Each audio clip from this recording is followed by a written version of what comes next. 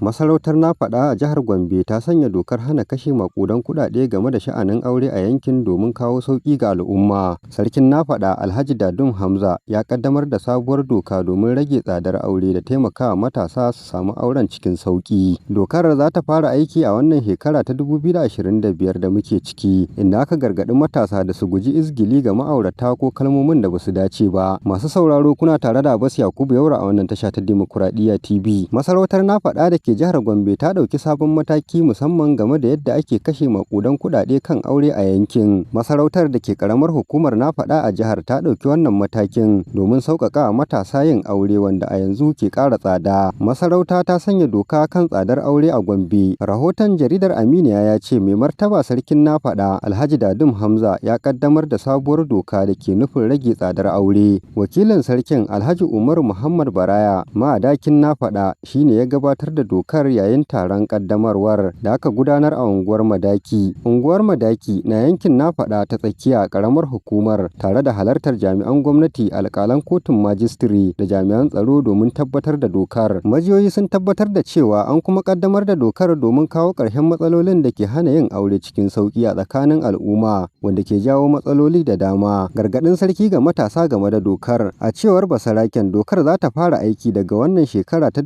2025 da muke ciki. An kuma gargaɗi matasa da su guji yin habaici ko izgili ga ma'aurata da kalmomin raini kamar aure yayi arha. Sannan ya ƙara da cewa duk wanda aka kama yana aikata hakan zai fuskanci hukunci mai tsanani, saboda an yi hakan ne domin samar da sauƙi. Sarkin ya bayyana cewa manufar dokar ita ce dawo da aure yayi sauƙi kamar yadda addini ya tanada, tare da ƙarfafa tarbiyya da zaman lafiya a yankin, da kuma yawaita yin aure a tsakanin mata da maza. Mafi yawan waɗanda suka halarci taron ƙaddamarwar sun yaba da matakin, suna cewa zai taimaka wajen rage zaman banza da matsalolin da ke addabar matasa da iyalai. Yadda maza ke raba kafa saboda kayan aure. A wani labarin mun ba ku labarin cewa tsadar rayuwa da ake fama da ita ta fara horar da maza, musamman waɗanda ke shirin yin aure, inda yanzu suka fara raba kafa a soyayya. An ce yanzu maza sun koma soyayya da 'yan mata da dama, kuma suna neman matan da su ba su kiyasin kuɗi da za su kashe a lokacin aurensu domin neman wanda zai fi sauƙi a ciki. Wannan dai yana zuwa ne yayin da aure ya yi tsada, duba da yadda maza ke dabara wajen neman aure a yanzu domin samun sauƙi a yayin shirye-shirye da kuma samun mafi sauƙi.